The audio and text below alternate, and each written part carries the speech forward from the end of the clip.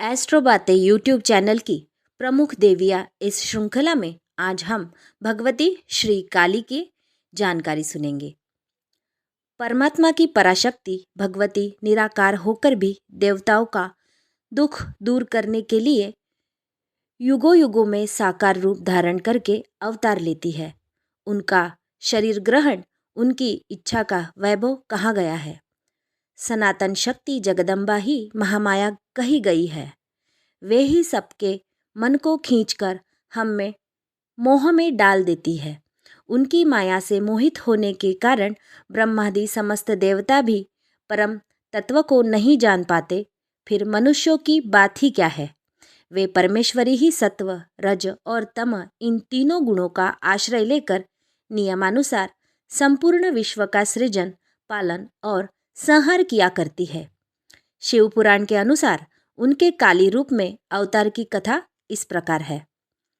प्रलय काल में संपूर्ण जगत के जलमग्न होने पर भगवान विष्णु योग निद्रा में शेषशय्या पर शयन कर रहे थे।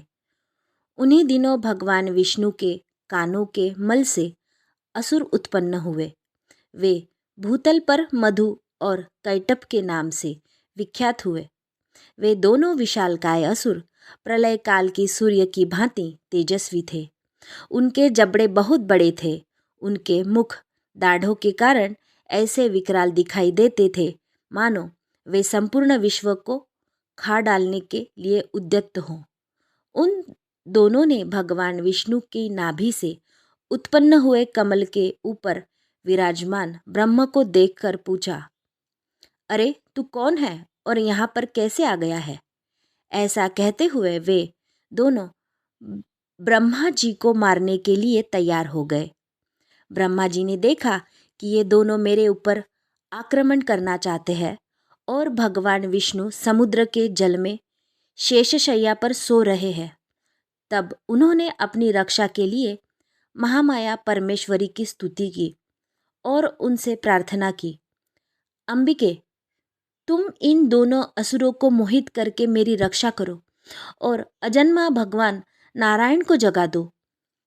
मधु और कैटभ के नाश के लिए ब्रह्मा जी के प्रार्थना करने पर संपूर्ण विद्याओं की अधिदेवी जगज्जननी महाविद्या काली फाल्गुन शुक्ला द्वादशी को त्रैलोक्य मोहिनी शक्ति के रूप में पहले आकाश में प्रकट हुई।